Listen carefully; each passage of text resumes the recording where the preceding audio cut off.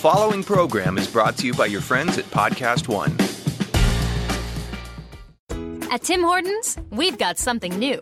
Because we know change is exciting. Change is good. Change is delicious. Try our new hash brown sticks. Golden and crispy, they're perfect for dipping and sharing. Pair them with our new Western omelet breakfast sandwich. Get both for just $3.49. Only at Tim Hortons. At participating U.S. restaurants for a limited time. Offer valid with biscuit, English muffin, and classic bagel breakfast sandwiches with protein, Western omelet, and cheese.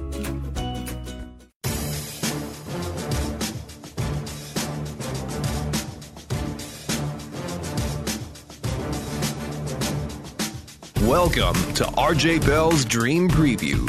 Weekly winners from his Wise Guy Roundtable. Broadcasting from the pregame.com studios in Las Vegas. Here is RJ Bell. So let's get straight to it. Stanford. And by the way, last thing. We're going to go in reverse chronological order. So if you've started to listen and it's after the 23rd, well, you can just stop when we get to the day that's already passed, all right? Whatever that day is. So even if you're listening, let's say on the morning of the 28th, or just listen to these first handful of games, we're doing that for your convenience. First game, Stanford, TCU, this right now, and we're taping on Tuesday in Las Vegas, and TCU is favored by 2.5 with a little bit of extra juice. And Ken, you like Stanford in this game? Yeah, I like Stanford a lot because Bryce Love, now that ankle or both ankles really have had time to heal. And I think Bryce Love at 100% is good enough to have won the Heisman Trophy. He did miss a game during the regular season, but this guy can pick him up, put him down. And I noticed that he was pretty solid when McCaffrey was still there, but he didn't get the ball near as much that he needed it. Again, Costello has changed things since he took over at quarterback, so I like that. Here's a team plus 15 in turnovers, too. Highest out of anybody playing in bowls, the most positive side as far as turnovers. Great set of tight ends with Smith, Schultz, and Parkinson. I mean, these guys have 12 TDs between them, so lots of weapons for Costello. For TCU, I like the team, but again, Kenny Hill is still that X factor that makes mistakes in big games, and I think he'll be under pressure. I think the Stanford linebackers will be blitzing, and Stanford's very physical, and so I think it's a good team to combat TCU. I think the Cardinal are the right side. I think they win this ball game by 7 or more. All right, like from Ken on Stanford. Brad, you thought a lot of Bryce Love entering the season. You bet him. What was your ticket in the Heisman? Ticket on the Heisman was 100-1. And how much did you get paid for it? 0. Man, it's a tough business sometimes. The number, he got second, right? Do they tell you who's second? They don't, right? Yeah, so he came in second. Oh, he did come in second. Oh, all right, so leader like on this game. Yeah, I lean with Stanford here. And number one, what I've seen from Gary Patterson, the head coach at TCU, is he's a high-intensity coach, and we've talked about this in the past with Bill Snyder. A lot of times these high-intensity coaches aren't necessarily great bowl coaches because you kind of wear your team out in the 3-4 weeks of practice. How about him? 2-6 against the spread his last 8 bowl games. On the flip side, underdog role for Stanford. They've thrived in it for 6 or 7 years straight. 11-3-1 all-time as far as under David Shaw. 10 outright upsets out of those 11 covers. 10 straight of those outright upsets. So they're in their preferred underdog role. The only reason it's not a like for me is I don't know that Bryce Love is going to be 100%. If he's 100%, this goes from lean to like for me. And we'll be touching on the concepts that we've shared that are big picture macro concepts. But one of them is when it comes to coaches who, as you mentioned, are high intensity, there's the whole wear out factor. And also there's an additional factor where we've seen this, I think, with Bill Snyder, that a coach will there's so much intensity that the bright lights of the bowl game added to that gets them a little tight. So they're afraid to make a mistake, and it's hard to win a football game that way. And you look at it, usually those coaches that overwork the teams are also the ones they might be a little tight. I'm not sure what percentage of those factors add up to the underperformance, but you often see that. And even a bigger picture is the bowl history of the coach matters. The bowl games are unlike anything else. So if you find a situation, I'm pounding the desk, I'm that serious. If you find a situation where a bowl coach has a good ATS history, I don't care about straight up. Against the spread is by definition expectation. And if they exceed it, I don't care if they win the game or not. That means they did better than the market thought they would. And if they're supposed to win by 20 and they win by 18, they've fallen short. And those ATS records, I think, mean a lot because this is such a unique situation. I mean, imagine like tennis where there's like this one surface that they only play on once a year. It's like this clay, but it's like you sink an inch. Like say you're playing tennis on sand or something. Well, if some guy was 7-0 in that sand surface against an 0-7 guy, would you say it's low? You know, it's statistically it's not significant. Well, perhaps not. But when you only got those handful of data points for something so different like bowl games, I think it's very meaningful. You know, RJ, when you talked about that, you don't even have to say a different type of clay. Look what Rafael Nadal has done throughout his life. I mean, nobody wins Roland Garros except Nadal. He lost one time in the last, 11 years? No, you're absolutely right. If you handicap tennis, I still remember before I handicapped tennis, as I was at the Mirage. I remember this was 98. And I look up and I saw Sampras was something like the third favorite at the French. I'm like, he's the best player. What's going on? I didn't understand, I didn't handicap tennis, that clay matters. The reason I kind of was talking about a sand surface in this hypothetical is the bowl games are a one-time-a-year thing. On clay, there might be 10 or 12 tournaments a year. People, various clay court players will play on clay. But you're right. It's the same. There's something very specific that doesn't happen often. And I think the stats really matter when it comes to the coach's ATS record. All right, Fez, you actually lean. Yeah, lean to Stanford, and I'm going to bet this as soon as it's confirmed that Bryce Love is going to play. He's probable. All reports, it looks like he's going to play. Would you guys say 95%, 97%? 90. Just 90. So I need confirmation. He is so important. Let me give the stats. It's amazing. We talk all the time in the NFL, hey, running backs don't matter. In college, running backs can matter. Bryce Love has been banged up all year long. He hasn't been 100%. He's averaging 8.3 yards per carry. The number 2 guy for Stanford's averaging 4.5. The number 3 guy, 3.7. So literally, Love gets over 8 yards per carry, even at not 100%. The other guys get 4 yards per carry. Imagine if he plays and he's 100%, how important he is to the team. And I actually find those stats interesting because it's apples to apples, right? We could say, because of them doing this and this on offense, the running backs get, a bunch of yards per carry, but they don't carry it much or whatever. But you're looking at the same offense, and obviously if the second best guy's getting half as many yards, that's a pretty strong sign of how good Bryce Love is, but not quite good enough, Brad. No, not quite. Next game. This is, guys, see, going in reverse order means we don't even make you wait for the best bets. This is Ken Thomson's best bet of these batch of 15 games. Virginia Tech, Oklahoma State. Oklahoma State favored by 4. Ken, when are we going to play Blossom? We'll play Blossom before the double best bet. So, Ken, who's your best bet? Oklahoma State's going to be my best bet. And the line's actually gone for me, and I don't get it. I mean, Virginia Tech's a physical team. There's no doubt Justin Fuente's a good coach, a good replacement there for Beamer Ball. Josh Jackson, outstanding quarterback. But they're missing McMillan in the backfield. That's a loss, but it's not a major loss like Cam Phillips is. Cam Phillips is their all-everything receiver. They have Savoy, who's decent, and he's even questionable himself. But Cam Phillips is that guy. And when you take away a Julio Jones from the Atlanta Falcons, you know about it. It's the same thing with Virginia Tech. Cam Phillips is their go-to guy, 71 receptions on the year, and by far their best receiver. So with him being out, I really think Oklahoma State, when you have a prolific offense like that and the most wide-open offense, I think, in college football with Mason Rudolph running the show, you have 2 outstanding running backs in Hill and King, and then 3 of the best receivers with Washington and McCleskey and Aitman. Those guys are outstanding, and I think Oklahoma State is going to outscore Virginia Tech. VT, there'll be some resistance early, but I think Okie State just coming at them too much, spread them out. Not enough speed there for Virginia Tech to stay with all the receivers. Okie State wears them down, wins by double digits. Best bet, Oklahoma State, Ken Thomson. So, Brad, you've got a lean on Okie State. I want 2 main things from you. 1, what part of his handicap do you agree with the most? And number 2, what's kept you from liking Okie State? Well, here's what I agree. I do agree that the 2 guys being out, particularly Cam Phillips, is significant. And why is it significant? Because you need playmakers to go toe-for-toe with one of the best offenses in Oklahoma State across from the field. So if you're missing a couple guys, it prevents you from scoring a time or 2. That's going to be significant. The reason why it's not a like for me is on the other side of the football. I think Virginia Tech's defensive backfield, Bud Foster, you give him a month of prep for a good offense, I think they're able to slow down Oklahoma State. This will be one of the best defenses Oklahoma State has seen all year. But I just think on the whole, Virginia Tech's overrated. Played 2 top 25 teams in my power ratings. Lost both of them by double digits. I just think they're an overrated team feasting upon a weak schedule. Lean with Oklahoma State. Okay, Fez, you actually passed this baby, and we give you one pass at all the 15 games. Obviously, both these guys like Okie State. What is it that's keeping you off it based on what they've said? And I want to bet Okie State. I agree. My numbers, our power rating numbers, make it -7. It's the motivation. We got Okie State. They're playing for a Big 12 title, aspirations of a national title. I just don't know if they're excited to be in this bowl game.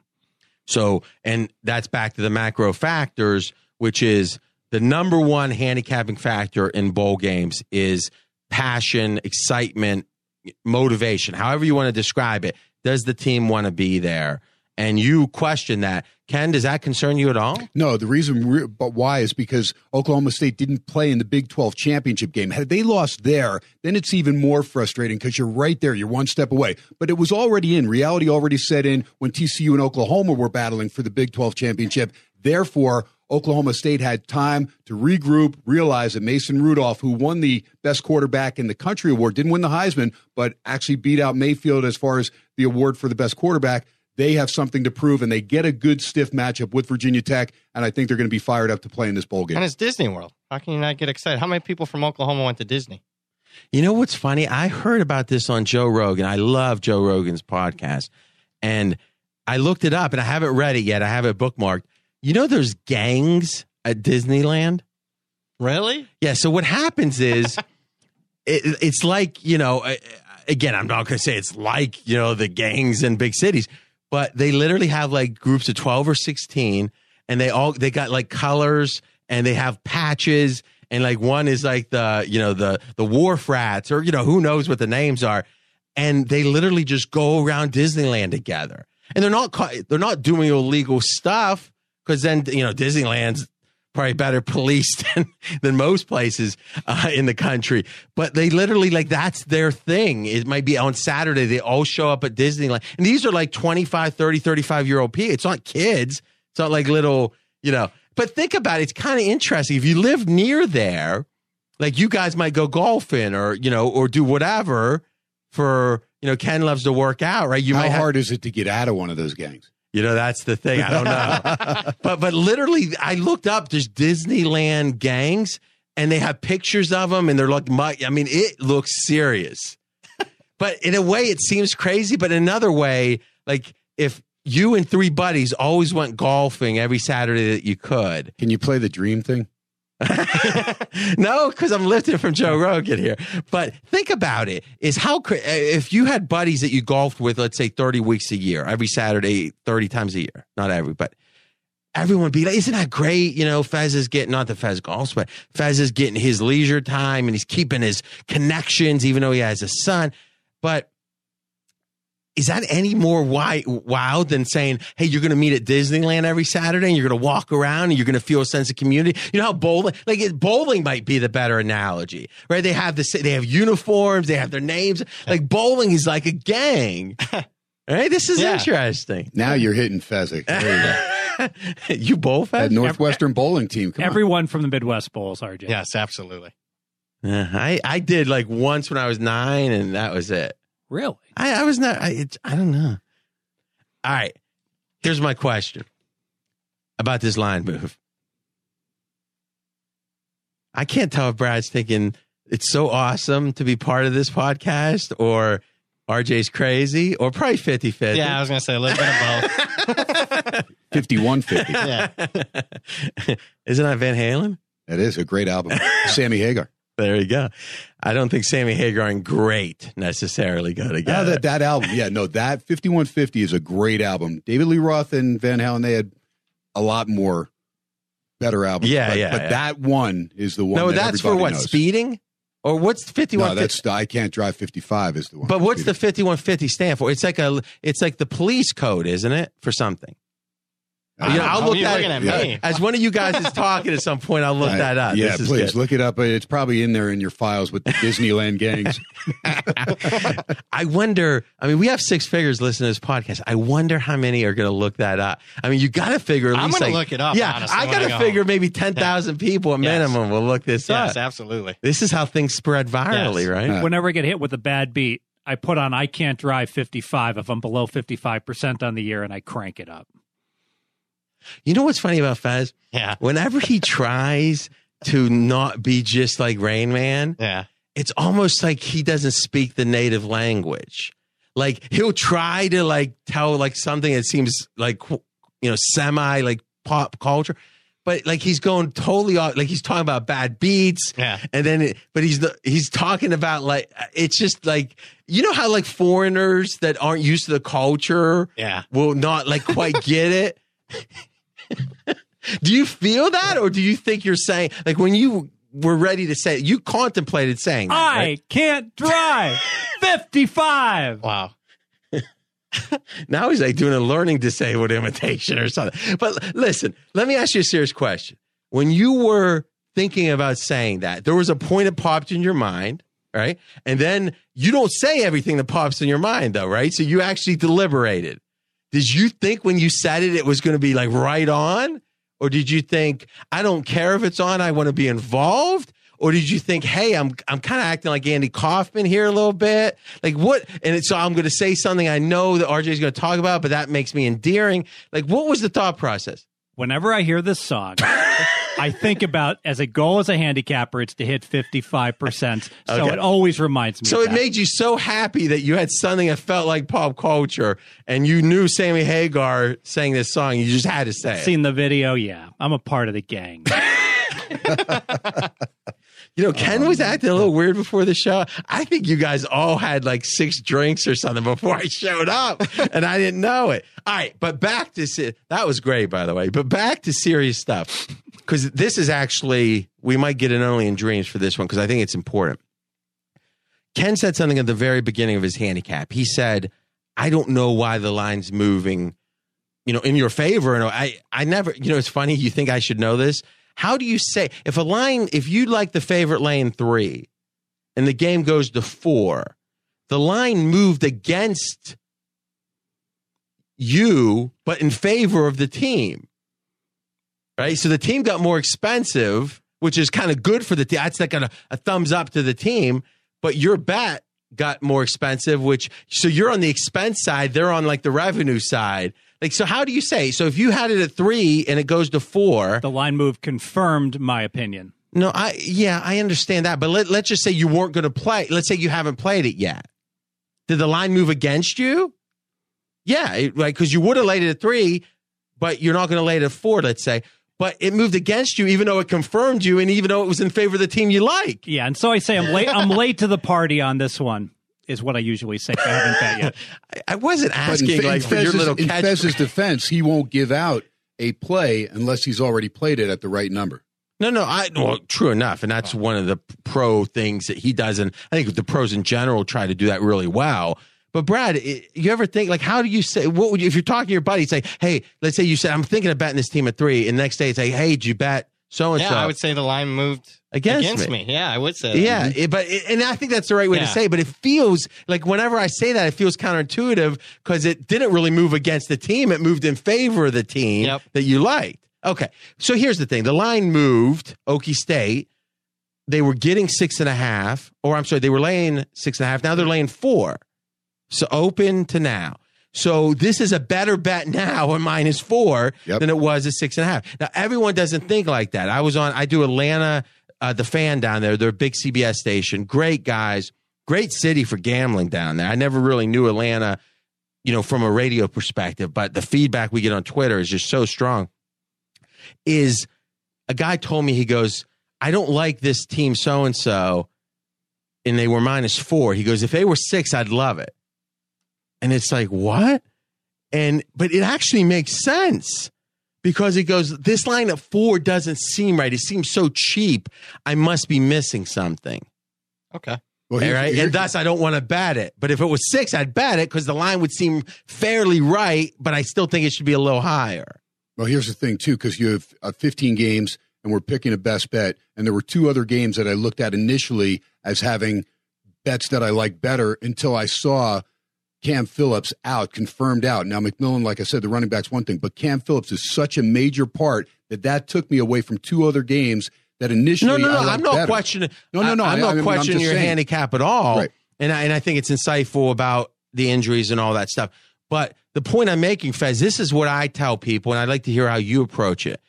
And I think I've told Colin this on our Saturday podcast with his Blazing 5, is I said, if you can understand why the line is wrong, then you embrace it being wrong. And for me, most of the time, it's going to be some variation of public bias, as in, hey, this team just won. Like, I understood, I loved, and I mean, it's easy to take a victory lap after the fact, but I loved probably my game with, I don't, sell picks and games of the year and all that, though I love it's funny, games of the year have a concept of, kind of like, the hardcore sellers love those games, and thus, people, Jim Feist or those old school guys. But if you think about it, a game of the year makes a ton of sense conceptually. Like, this is the game I'm going to bet the most on this year. It's my game I like best. So to call it anything but a game of the year seems absurd. And it's funny, well, you shouldn't have games of the year. So it's like, well, wait, I should actually then withhold information from my followers. Like, someone paid for Brad's season of college football, but Brad likes this game more than any other, but he shouldn't tell them. I mean, it's absurd, right? So, but again, that's something pregame has to work very hard on, which is dealing with the history of this industry, which has got a lot of spottiness to it, and what we're trying to do. And again, obviously we're not perfect, but we try really hard to be perfect. But I guess, Fez, I look at that Kansas City game, and it was probably I know it was my physically biggest bet of the NFL season, and I gave it to everyone. And, we were even on the Dream Preview, as we kept talking about that game, I'm like, man, I like this game more than any other, even though I had another game as my best bet, because my mind changed during that conversation. And then on Fox, I really was adamant. I'm making a big bet on this game. It made sense to me, though. KC had such a bad streak for so long. People were looking at the offensive improving and thinking, it's kind of random, but I thought it was about the OC calling plays. And I also thought the Chargers, if as you helped me see this, the Chargers not only have been playing well, but they've met these teams at really opportune times for the Chargers. And thus it was a little easier than even it seemed, like the Cowboys having 3 key guys out, etc. Even though I thought the line was crazy, I understood why it was off. Go. You nailed it. You can't be paralyzed by the money. In that Kansas City game, money came in on San Diego. An open pick. Moved San up. Diego? Yes, it moved up to San Diego. I call them San Diego. They'll always be the Chargers to me. They've been San Diego 1/4 of the time. The Chargers went up to -2, and it'd be easy to say, and this is what a lot of people say, sharp money on the Chargers. No, it's money on the Chargers. Why is there money? And then you get back to what you were saying, RJ. If you know more than what the underlying market and the public knows that's moving these numbers, you can make an informed decision and say, hey, this is just wrong. They don't understand the Chargers nearly as well as I. Another example about being paralyzed by line moves. Look at the Steelers hosting the Bengals. Opens 5.5. That line comes all the way down to 3.5. If you understood what was going on, you're like, the Steelers are way better. This is like 8 weeks ago. 8 weeks ago. Way better than the Bengals. And even last week, I made a mistake here. I got afraid. I got paralyzed by the money. I like Buffalo against Miami. RJ asked me to make the number, and I said, I think it's closer to 6. It comes down from 4 to 3. I'm like, I clearly missed the boat on this one. No, I just didn't trust myself enough. If you're all in doing the work, trust your work. But here's the thing. No one, and I think everything you said I agree with, but I want to put a key last point on it. And Ken, you actually can help me with this, because you've received in my presence, we've talked about it a number of times, you'll get texts or something and it's like, this guy's out, or, things that just aren't out there, because SIDs, guys up and down the organization, announcers, all throughout college sports, right? Mm-hmm. And you've done a great job of cultivating that, having that on those people on your radio show and all that. I could be the best handicapper and literally the best college basketball handicapper in the world, the most knowledgeable guy in the world, but I don't know what Ken knows when Ken gets that text, let's say. Now, maybe sometimes I'd be getting a text at the same time, but not always. If Ken was moving numbers, right? If Ken was part of a syndicate and all of a sudden that line moves against what I thought the handicap was, or let's say I thought the line was, I'm a lean on the team, and then it moves against me. And no, it moves for me in this case. And now all of a sudden I'm going to bet the game. I'm going to stop and think, wait a minute, what don't I know? So to me, Fez, it's not just do you trust yourself. I don't think you can ever trust yourself so much to think you always know everything. I think, can you explain the quote unquote crazy line? And if so, you don't have to feel like there's something you don't know because you're explaining it. If a line just doesn't make sense, like let's say they put a total out on a game that should be 44 at 29. Like just boom. And it's not some mistake. The whole market has it, right?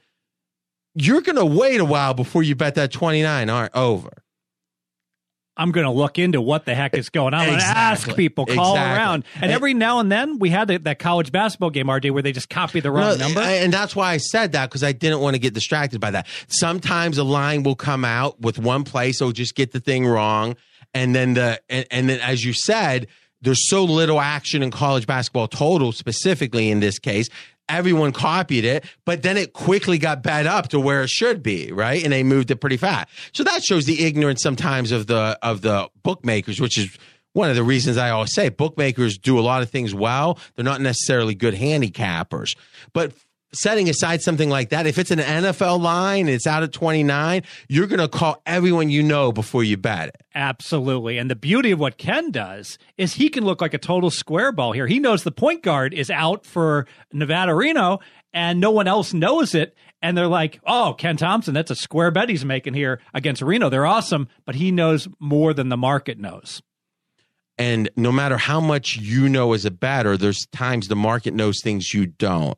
So I think the real actionable takeaway here is, and I really want to slow down and say this one more time because I think it's so valuable, because people get so mixed up on this. They'll see a number and say, oh, that seems too good. I'm going to go the other way. I've actually heard people do that. And it's like, if you can understand the bias, and usually it's going to be because the public's indecisive. Like if it's some Portland State in college basketball, and unless I'm very confident I know more than the market, then I'm just going to bet and feel fine. And in general, there's 20 games a day, or not 20 games a day, 20 games a week I think the line's way off on because I just know more than the market. That's not the case for me in college basketball. There's some people that's the case for. But if you're not that person, you got to look and say, why is this line off? And if you can apply it to the public biases, a team just had a blowout win, or someone's injured and they think this happens all the time. Someone's injured, they think it's a big deal, but really the backup's nearly as good. So they've got the line adjusted 3 points, but it shouldn't be. Well, that's an example. You know why the line's wrong, so you bet it without a problem. But if you don't know why the line's wrong, you should spend some time to figure it out, because that does scare me. You guys, as a bettor myself, do you guys all generally agree with that? Absolutely. I agree. All right. Good stuff. Ken's best bet on Oklahoma State. All right, next game. Crossfire time. Crossfire time. We've got Virginia. We got Navy. And Navy is favored by 1. And Ken Thomson likes Virginia. Steve Fezzik likes Navy. Ken, go. Well, I understand it's a military bowl, but I still think Navy's still wondering how they lost to Army for the second straight year after beating them 14 straight years. So I think there's still going to be some doubt there. Now, look, it's a service academy. We know they're going to be focused the best they can. Kenny Niumatalolo, I know him personally, does a great job over there for the Naval Academy. But I like what Bronco Mendenhall is building over there in Charlottesville. And I like Bankert, the quarterback, Ellis, a good solid running back. They have 3 good receivers and a team that really plays like they have continuity. I mean, just a team that has that team concept down. And that was Bronco Mendenhall's deal up there in Provo, Band of Brothers. He's building that same concept there. Virginia, it's a big game for Virginia. They haven't made a lot of bowl games in years past. This is one they're looking forward to. And I think Navy, again, is still demoralized because their season ended with a loss to Army for the second straight year.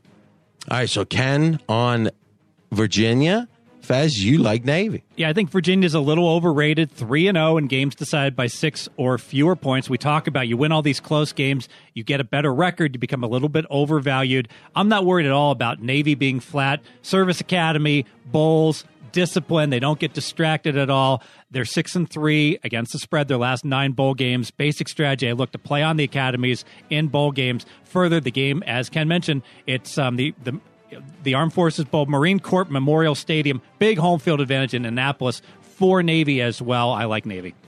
All right, so Ken, what is the one thing about his handicap you most disagree with?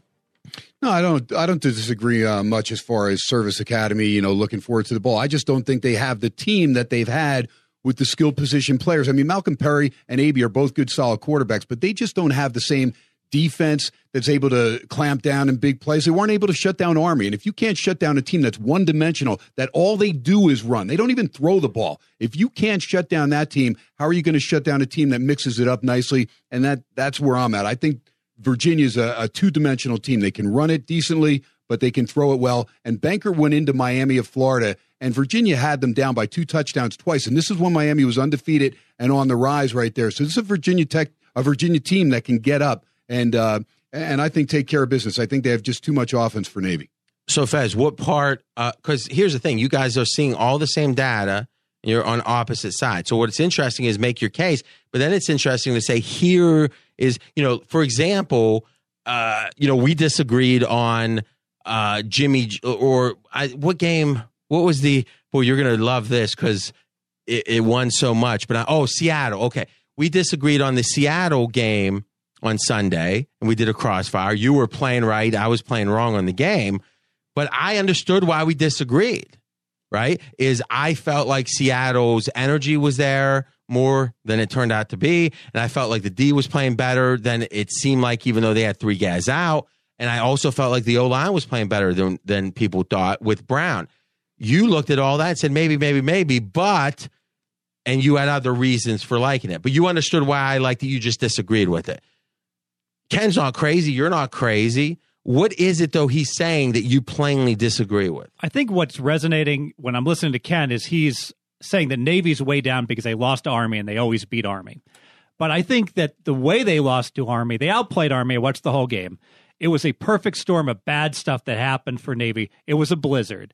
Army was dressed in white. So they're completely camouflaged, which is an advantage. Secondly, all Army does is run. They throw the ball twice a game. There's only 3 passes the entire game. The weather was so bad. Navy doesn't throw very often, but Navy does throw the ball. Navy could not throw the ball in the game. It wasn't that Navy couldn't stop Army. They stopped Army for the most part. It's because Navy could not utilize their passing game at all in that blizzard. All right. So we got 2 things here. One, we're going to get Brad's lean on the game, and then we've got the sharp money report. So for every game that there's been any significant sharp money, straight from CG Technology, biggest bookmaker in Nevada, will tell you. In this case, we're letting the sharps grade it. But first, Brad, who do you lean towards? Yeah, I lean with Ken and Virginia here, plus the point, and basically a pick'em game. And here's the thinking here. So here's what I like to do, because I want to go back into these 2 are setting the goalposts in 2 different spots. What do you agree with the most about Ken? Well, here's what they're kind of missing. Bronco Mendenhall has a lot of experience defending the option. Last 10 games dating back to his BYU days, he's 9-1 straight up, 9-1 against the spread. And they defended an option team this year against Georgia Tech, a game that they... So hold on, 9-1 against the spread against option teams. Yes. How in the heck do you have that stat? How do I have that stat? I went back and looked through all the option teams that he played back as a BYU coach, and then at Virginia. And you did that for this handicap? Yes. That's strong. Yeah. So do you have a list of those games? In front of me now? No, absolutely. But what I'm saying is write a note down. Yeah. We'll put those games out and tweet that out, because this is, seriously, this is great stuff, right? Because having a database, most people don't know how to use a database, but having it and be able to say, hey, Urban Meyer is a dog. But when it's something it's not tagged in the database, you have to do it by hand. That's truly valuable info. So that it's pretty much what, record against Air Force? Yeah, Air Force, and he's got a couple, covers against Georgia Tech. Since he's been in Is Ken trying to diminish your accomplishment? No, that's all right. But didn't I'm just saying. I mean, outside of Air Force, I don't know option teams that BYU plays because New Mexico wasn't running the option when Mendenhall was there. No, I understand. But how long was Mendenhall the coach at BYU? 10, 11 years. Yeah. So, but you're saying it's all right. So that's an amazing stat, especially if it's more than, like you said, even if it's a majority one team, if it kept up with one or two others, it still was like, wow, okay. All right. So go on. Yeah, and obviously they already defended it this year in Georgia Tech, and I know they gave up 36 points, but they were more than a touchdown underdog. Won the game outright. That's back-to-back outright upsets for them against Georgia Tech, and that's what I look for. I look for particular matchups, and when you got quirky offenses, and we're going to mention this a couple of times, I want to see experience defending it, and I also think advantageous for Virginia to have 3-4 weeks of prep for the offense. Extra time. That's another macro concept. Extra time against quirky offenses. Fez, listen, there's no shame in coming off something. Are you fading that Mendenhall stat? I was unaware of the Mendenhall stat. That's what I'm saying. But I was aware that Georgia Tech, well, think about this. We're saying, oh, well, he's awesome at defending the option. Georgia Tech put 36 on them. 36 doesn't mean anything. It matters. What's the pace of the game? What was the yards per play in that game? They had like 400 yards, but I mean, clearly Georgia Tech was able to run the option effectively against Virginia. And what are you really telling me that let's say a stat is what were you saying, 9-1 against the spread? 9-1 against the spread. And one of those wins was this game, but this game is telling you that spread that trend's invalid when you exceed expectations. I think the 8-1 is much more relevant than the one game against Georgia Tech where they did not stop the option. But you're making the one game somehow contradict in a way that invalidates the other 9. I was unaware of the other 9. And now I'm asking you, do you want to back off your life? Yes. Oh my God, I love it. I love it. This is a sign of what this show's about. Seriously. Is no matter how smart you are alone, you're not as smart as Fezzik. No, you're not as smart. Check out the big brain on Brad. That is true. We're going to give Brad that one for sure. What were you going to say, Brad? Well, I think there's another mispricing here, and I think it's... Jesus, George Costanza said when you got him laughing, that's when you leave. Yeah, I know. You want to now check out the big brain on Brad. All right, make this one quick. All right, well, you can't give full home field advantage for Navy. They're playing their home stadium, but Virginia hasn't played in a bowl game in 6 years. They're only a less than 3 hour car ride to them. I think Virginia is going to have some slight fan support. Compared to a normal road game here, they probably have 5,000-6,000 fans in the stands here. All joking aside, guys. This is what this is for, right? Fezzik, though not a college football specialist, has literally a network of people he works with this. Ken, you can tell, spending hundreds of hours throughout the season. Brad, hundreds of hours throughout the season. But it's not like they all know the exact same things. And to me, what I have found about the very sharpest people that I've ever dealt with is they are voracious when it comes to good information. You would think it'd be ego-driven. Oh, what could they know that I don't know? Fez, you know some of the sharpest guys in town. Do you know one of them that isn't voracious for other good info? Oh, they all love it. So, and to see it happen live like this, it's one of the, I think that was very telling. RJ, one other thing. So I want to check with Brad because I know he's on college football history and all that. Very rarely do you see two tacklers with over 100 tackles together on the same defense. Virginia has 3 of them in Mack, Blanding, and Kaiser between 105 and 134 tackles apiece. I don't remember seeing that. They're pretty lenient as far as tackle stats at Virginia. Wyoming's another team that's really lenient tackle stats. I get that from working at Phil Steele Publications, and we'd see consistent teams that would have, was very lenient when it came to awarding teams a tackle. That's why I checked. Figure you might know it. Boy, that's good stuff too. Boy, Brad, you're coming in today. You got a toboggan on for the people that didn't grow up where I grew up. Don't call it toboggans. Well, you do though, I'm sure, right? Because I don't know, what do they call them? Beanies? No one has a good name. When I say if you don't call it a toboggan, what do you call it? And they're like, a beanie, and it's like a beanie, right? Faz, you grew up with this. What do you call that? Knit hat. A knit hat. Oh my! He sounds like someone's grandma. Yeah. Hey, don't forget your knit hat. You grew up in Jersey, right? Jersey, yeah. What do you call that hat? I guys would have said beanie. I mean, see, that's what I always hear. Beanie. Toboggan to me was like a giant, bigger sled. That's what everyone says. It says that. Toboggan. All right. So I'm just wondering if you got like some information being fed to you today. That was really the old, I have the cheat code where I have it underneath. All right. So here's the takeaway. Is literally we're in a situation where Virginia, liked by Ken, and Fez is now to a lean, let's call it, on Navy. That is a true crossfire. All right, double best bet time, guys. This is the game. Don't know about the future, that's anybody's guess. Ain't no good reason for getting all depressed. Fire up your pad and pencil, I give you a piece of my mind. Michigan State, Washington State. This is on 12/28, and right now Washington State favored by 2. Steve Fezzik, we're going to let you start. Your best bet. Best bet, Michigan State. I love Michigan State here. Washington State, complete fraud. Some of their best games this year. They've been the recipient of a beyond favorable schedule. Oh, they played good teams. They just played them at the right times. They're the Los Angeles Chargers of college football. When they got USC was all injured. They were able to win. When they played Oregon, we spoke about Oregon without their quarterback Herbert. Terrible. Well, Herbert didn't play in that game. When they played Stanford, they were just barely able to beat Stanford. That's when Bryce Love, he played, but he was all banged up, not close to 100%. They've had fortuitous games, close wins, 3 losses by 34, 32, and 27. And on Michigan State's side, what's the one game everyone remembers Sparty playing? Losing by a zillion against Ohio State. For the most part, they've had a fine year, and very consistent year. They're the much better team, catching points. Sparty wins. All right. Brad, you agree. Best bet, Michigan State. Yeah, in addition to that fine handicap, you want to talk trends. Well, Mike Leach has a quirky offense. So how does he do with extra time to prep, or when teams have extra time to prep for his offense? How about 3-8 against the number as a bull favorite? On the flip side, Mark D'Antonio, Michigan State, the best underdog program in all of college football. 17-4 against the spread here the last 7 years as a dog. 14 outright upsets. A couple of them again this year, Penn State and Michigan, so they're carrying on that banter. And I'll let Ken talk about player personnel. Major negative for Washington State. And also, Michigan State, one of the youngest teams in the country. And if any of these teams is going to benefit from an extra 15 bowl practices, it's Michigan State, not the senior-laden Washington State team. They've already peaked. Give me the Spartans to win the game. Forget the +2.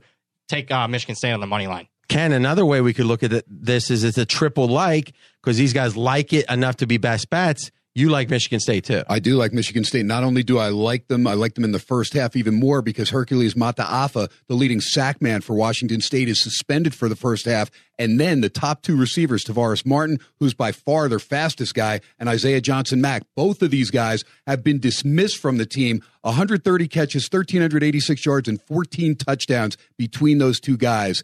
Gone. Major advantage, Michigan State. Okay, 2 questions. Is one, and guys, promise, Ken's on a clock too, so for his radio show. So we've been meandering a little bit, a lot of good stuff, but we're going to really stick to the points of the games from here on out because we got a lot of them. But one last kind of fun thing. When you find a guy's name that's super hard to pronounce for the average person, are you more inclined to include that in your handicap just to sound like that knowledgeable? No, because Mataafa is by far their best player on the defensive line, and Brad will tell you. But I'm saying in some cases, do you have should I mention this guy's name or not? And do you do it if he's really hard to pronounce, but you're good at it? Yeah, I don't mind. I mean, it comes from play-by-play when you have to get to know some of these difficult names, especially from other countries, Eastern Bloc countries. So it comes with the territory. Last question on this game. The line opened 4.5. Now it's down to 2. So it's moved against Michigan State in this case. Is there information on this, or this has just got bet and it's still this good of value now?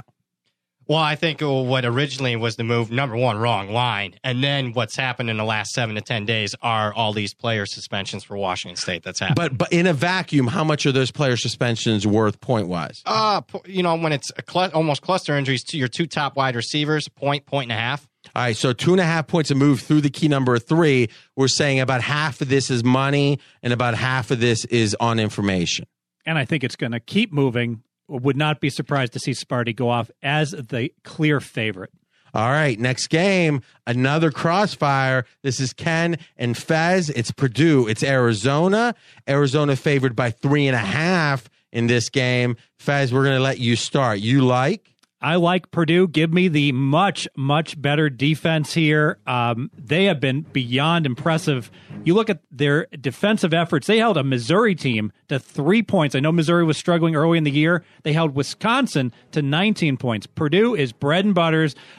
Very good defense. Offense is slightly above average. They have a huge coaching advantage. Braum is a huge coaching edge versus Rich Rod for Arizona. Arizona has the sexy quarterback, Tate. Everyone's talking about how good he was, and he was great. But defenses have gotten film on him, started to figure him out. The last 4 games, he's only averaging 5 yards per pass play. Clear regression going on. Purdue is the right side. Ken, you like Arizona? I do. I like Khalil Tate enough. And again, the rest factor, when you get a guy like Bryce Love or you get a guy like Khalil Tate, when these guys have rest, then you're going to see the true athlete. You're going to see a guy that was pressed into duty when they made the switch, and Khalil Tate got beat up. I mean, physically got beat up because the guy was running. And I mean, look, he rushed for 1,353 yards and 12 touchdowns. He threw for another 1,289 and 9. I'd rather have him tuck the ball under and run. And now that he's got that rest, I'm good. Not only that, I get a healthy Nick Wilson in the backfield to go with J.J. Taylor. That gives me another 1,415 yards and 11 touchdowns. I've got an attack that Purdue's defense that's so good. Are you kidding me, going against Wisconsin's offense? What kind of game? Did you watch the game? Because I watched the whole game, and that game was like watching paint dry. Both offenses, and they got outgained badly in that game, but they had a couple big plays and turnovers that kept them in there because I had Purdue, and they ended up covering the game, but they had no business covering that game. So I love Braum. Braum's one of my favorite coaches. I said it was a great hire by Purdue. When he gets his players in there and they're able to spread out teams with speed, this Purdue team will be in the top echelon of the Big Ten within the next year or two. He'll be just like Joe Tiller back in the day. But this Arizona team, yes, Rich Rod may be a guy that's not as good a coach as Braum, but he's got players and he's got Khalil Tate, and Khalil Tate is by far the best player on that field. All right, same question again. I'm going to ask both of you. What's the one thing in Ken's handicap, Fez, that you disagree? What is the source of your disagreement? Well, all he talked about was how good the Arizona offense is and the problem is he didn't talk about their defense, and there's a reason he didn't talk about their defense. They've given up 37 points in 6 of their last 8 games, and they're giving up, get this, an average of 6.2 yards per play against a schedule of teams that only average 5.6 yards per play, which says this Arizona defense is more than a half yard per play worse than an average team. Purdue has a pedestrian offense. They'll look like a very good offense because everyone looks really good against this Arizona D. Yeah, tell me about Washington State, because they have a great offense too, and they went and played Arizona, and they got buried by double digits. To me, it's the same thing. You don't have to have a great defense when you have a Khalil Tate and an offense that's going to score 40-plus points against a team like Purdue that, number one, is missing Knox, who's banged up in the running game, and you have Markel Jones, who missed half the year. You're without Blau, one of the quarterbacks, so you got Sindelar. Everything is there. There's no way that Jeff Blau comes in now and bails Sindelar out if he struggles. This is a team -5 on the sack department, and I think Sindelar is going to be under pressure. It's not a great Arizona D, but it's good enough to slow down the Boilermakers, and definitely an offense that's going to score at will, I think, on Purdue's defense. Okay, so you answered his response or his disagreement. What's your main disagreement with Fez? Well, I think Fez thinks Purdue's defense is good and solid, and there's a major advantage there. Again, what did I say all year? The Big Ten's the most overrated conference in football. And I'm sorry, RJ, I know you're an Ohio State guy, but at the end of the day, these offenses inside the Big Ten pale in comparison to the Pac-12, the ACC, the Big 12, and the SEC. All right, Fez. Well, they played Missouri. They gave up 3 points, and that was the first game of the year. They played Louisville, who's just has an awesome offense, and they gave up 35. I think Arizona gets 35. I think we all understand the source of the disagreement. All right, we got 2 decision makers here. One is going to be Brad, and the second is going to be the sharp money. Brad, what's your handicap? I lean with Purdue. So I guess what resonates with me most is Fez's handicap talking about Purdue's defense and them being able to stop Khalil Tate. And once guys got film on Khalil Tate, he obviously wasn't, arguably a top 5 player in college football. I think he's got the potential to be next year. But also, and this sounds like a broken record, Rich Rod's got a quirky offense. And again, he does not perform well in bowl games. 3-7 against the number, his last 10 bowl games. And when he got extra time to prep for his style of offense, and major advantage for the opponent. Lean Purdue. All right. So lean Purdue. We think that might be the decision, but no, Sharps are backing Arizona. Ken strong today with the Sharps. Hey, what are you going to do? I mean, first off, Brad's from Big Ten country, so he's going to lean towards Purdue. You know what's funny is in the book about Hannibal Lecter, not The Silence of the Lambs, but the one that the movie Hannibal was made about after.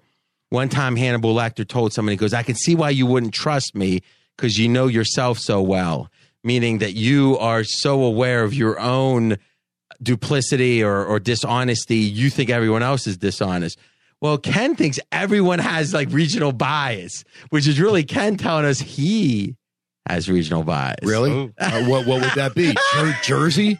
I grew up in Jersey. Or your regional fan bias. See, that's specified. You love the now. Pac-10, the Pac-12. I think the Pac-12 has been a conference that because of... He's telling us why. He's right about loving them. Listen, I'm just saying they've been disrespected because most of the sportscasters back east go to bed before these Pac-12 games are over. They don't even know who Bryce Love is until they see film on it. Last thing, Fez. I do want to talk about regional biases. I'm actually biased against the Big Ten and the MAC, and here's why. And this may sound crazy. I think it's very difficult to practice football in December. You got to either practice indoors or practice outdoors when it's freezing cold. So I think that the teams from the South and the West do have an advantage, and that's why they tend to do better oftentimes in these bowl games. All right, last one, or next one. This is our last crossfire, I think. Yeah, but it's a 2-against-1 Andre the Giant style. And actually, it's Brad Powers playing Andre the Giant in this case, and it's against Ken and Fez, obviously. And Ken actually liked this game enough that he it was close to being his best bet. So this is not only a like, but a take off the rubber band. But Brad, whenever it's 2-on-1, the Andre gets to go first. So this is Missouri, this is Texas, and right now Missouri favored by 2.5. You like? I like Texas plus the points here. We'll start off with talking about Missouri, and everyone sees this hot finish this season, 7-1 against the spread their last 8 games, 6 straight wins, blowout victories. But I question, who have they beaten in the last 6 weeks? Idaho, Connecticut, Florida with an interim coach, Tennessee with basically a fired Butch Jones, another fired coach in Arkansas's Brett Bielema, Vanderbilt. Are you kidding me? They haven't beaten anyone. On the flip side, you're telling me I'm getting Tom Herman, one of the best underdog coaches in the country, 15-1 against the spread, 4-1 here at Texas with a much better defense. We're playing close to home where you're going to have to give Texas 1.5, 2 points of home field advantage. And you're going to question, hey, is Texas motivated to stay at home? Well, they haven't barely played in bowl games here the last 3 years. They've only been to 1. This is only their second bowl game. So I think they're excited. It's a young team with a fresh first-year coach that I think there's going to be a sense of improvement from the 15 practices. Forget the point spread. Texas wins this game straight up. Now, that was theatrical. I mean, Brad lifted up.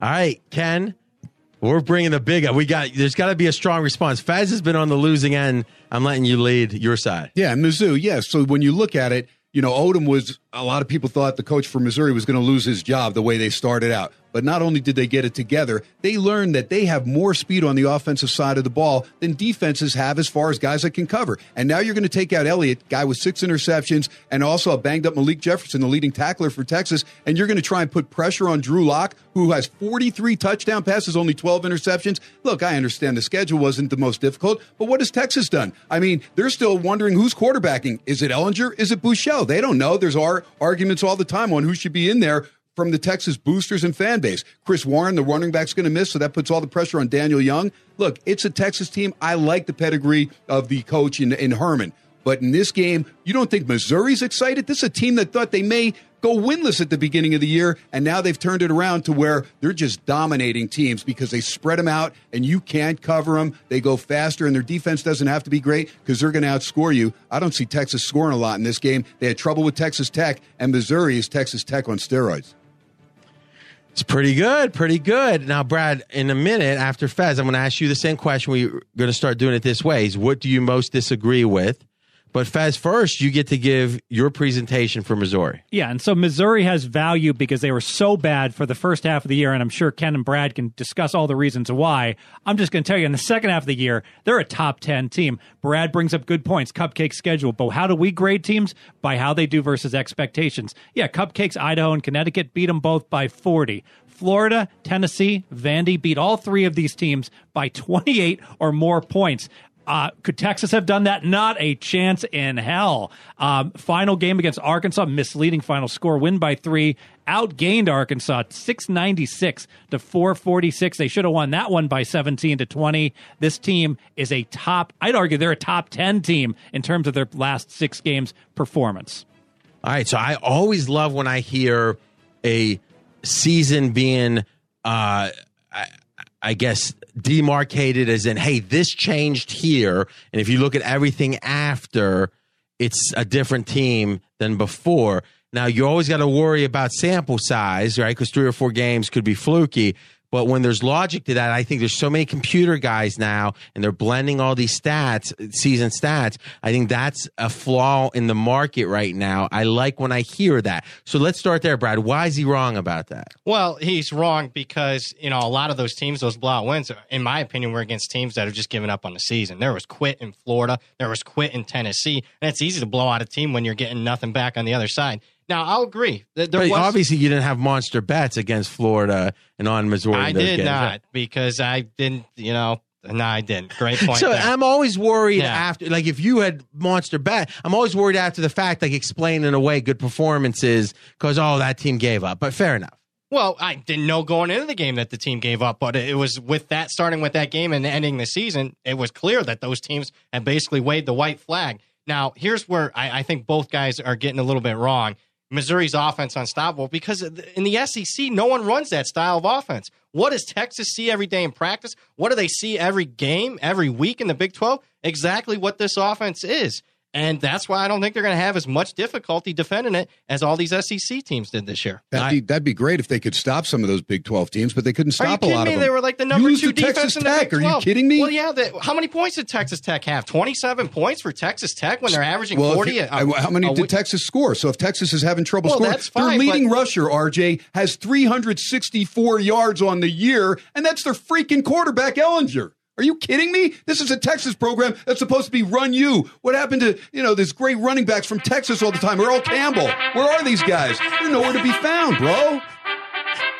They'll find one against that Missouri defense. Now that's passion. That's passion. Sometimes passion can be scary. Next game, Boston College, Iowa. We've got Boston College, a 2.5-point underdog. Iowa's the favorite. Ken has a total, but we're going to start on the side on this game. Brad, you like? I like Boston College plus the points here, and this is one of the youngest teams in the country. True freshman quarterback, 2 freshmen running back, a couple of true freshmen starting on the offensive line. So again, if there's any team that's going to get an uplift from an extra 15 practices, in my instance, and at least from past history, says Boston College is going to be a team. And we've seen that throughout the course of the, ever since the Notre Dame game. This was one of the hottest teams in the country, 7-1 against the number, a couple of misleading games. It was a 7-7 game against Clemson, where in the fourth quarter, they just got a little bit worn down there. That gives us some value here. And I'm against an Iowa team. I got questions. Is great Iowa going to show up, a team that's capable of being a top 10 team, or is it the team that lost at home to Purdue? When I got questions on that side of the ball, I don't have questions on Boston College motivation. Give me the Eagles plus the points. All right. Eagles plus the points. Faz, what's your opinion on the side? Yeah, I lean BC. All that youth keeps getting better and better. Brad mentioned all those freshmen. They also have a freshman at center, and their leading wide receiver is a freshman as well. It made sense this team was going to improve. He talked about the 15 extra practices over the course of the year. This team was awful in September, and then they just turned it on. Look at this resume. They won at Louisville. They won at Virginia 41-10. They beat Florida State 35-3. This team has a huge upside and a sneaky little, perhaps, home field advantage. The game is in New York. Boston a lot closer than Iowa to New York City. I know Iowa travels well. Going to be more BC fans there. Okay, by the way, backing up to that Texas-Missouri, Ken had me so impressed by the passion, I forgot to give the final grade. is once again, Ken's on the right side, Sharps and Public backing Missouri against Texas on that crossfire. Ken 3-0 on crossfires. You like a total in this Iowa-BC game. I do, and here's the thing. Anthony Brown, the quarterback, out for Boston College. So all these wins that Fez is talking about, Anthony Brown was behind most of those. I mean, Wade's not a bad guy, and Dillon and Hilliman are good, solid running game. But Harold Landry, their best defensive player, has been banged up. He'll probably go. They have a couple good linebackers in Schwab and Allen that should slow down Iowa. Iowa's defense, though, is very solid, and both teams are going to run the ball. So that's going to keep the clock moving. I see this game going to be in cold weather. New York right now is starting to get nipper. My family's in Jersey, and I'm telling you, this is going to be one of these low-scoring games where both teams are running the ball. Clock keeps on moving. Got some of the best tacklers in the game, including Josie Jewell, 125 tackles, finishing up there at Iowa. Stellar career, over 123 tackles in each of his last 3 seasons. The guy's phenomenal. Actually had him on my radio show, and the guy's a real treat to talk to as well. But this is going to be a low-scoring game. I don't know if Boston College can muster enough offense to win. I hope the guys win it. I'm just on the total. Give me the under 45. All right, under 45 from Ken. Like on BC from Brad. Lean on BC from Faz.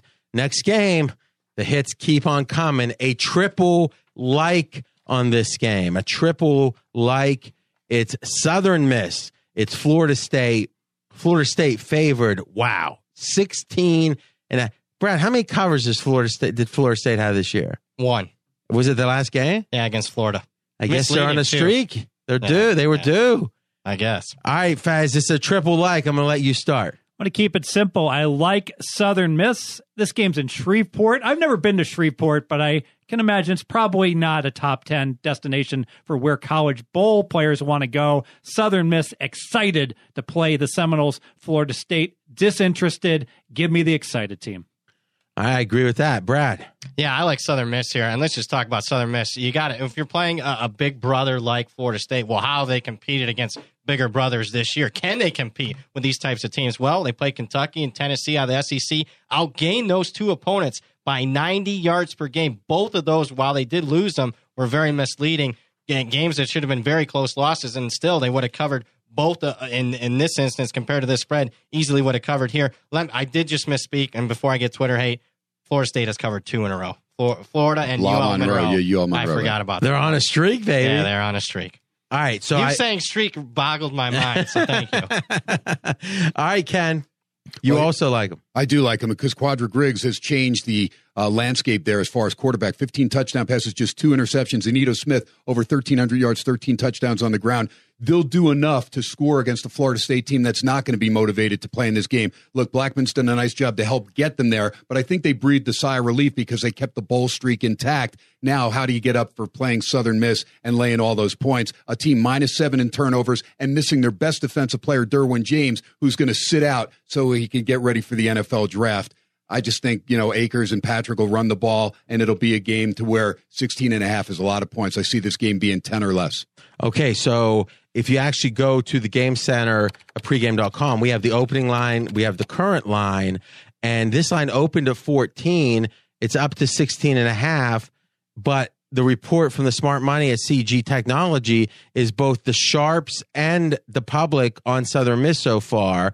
Now, that's one outlet, and one of the things about our opener, it's truly the world opener, so sometimes it can be a rogue line. Fez, what's your sense of this line move? From what you've seen, how would you characterize the market on this so far? I haven't really been tracking it too much. A lot of these bowl games, RJ, 90% of the money comes in the last 2 days, so I don't think it's all that significant because the games, we're still quite a ways away until the game gets played. Thanks for listening to RJ Bell's Dream Preview. Catch the Wise Guy Roundtable each week. College football released on Wednesday, NFL on Thursday. Don't miss any winners. Subscribe on Apple Podcasts or wherever you listen. Visit podcastone.com and download the Podcast One app. Have a question for RJ? You can contact him directly on Twitter at RJ in Vegas. Live the dream with us each week. 2017 was a great year for us here at Podcast One, and we hope it was a great year for you. We launched new shows with Caitlin Bristow, Jim Harbaugh, and Randy Jackson. We've had some amazing guest stop by some of our shows, like Bryan Cranston on Geffen Playhouse Unscripted, Julia Louis-Dreyfus on All of the Above with Norman Lear, and Jason Bateman on Spike's Car Radio with Spike Ferriston. We are looking forward to a bright 2018 with new shows coming online, like MySpace Tom Anderson. And we are welcoming back Dennis Miller to the podcast scene. This is Heather Dubrow. Happy holidays. Cheers. I'm Caitlin Bristow, and I want to wish you happy holidays. Hey guys, it's Kelty Knight from the Lady Gang. Happy holidays. We'll see you in the new year. From all of us here at Podcast One, we want to wish you a very happy holiday and a happy new year. At Tim Hortons, we've got something new. Because we know change is exciting. Change is good. Change is delicious. Try our new hash brown sticks. Golden and crispy, they're perfect for dipping and sharing. Pair them with our new Western Omelet breakfast sandwich. Get both for just $3.49. Only at Tim Hortons. At participating U.S. restaurants for a limited time. Offer valid with biscuit, English muffin, and classic bagel breakfast sandwiches with protein, Western omelet, and cheese.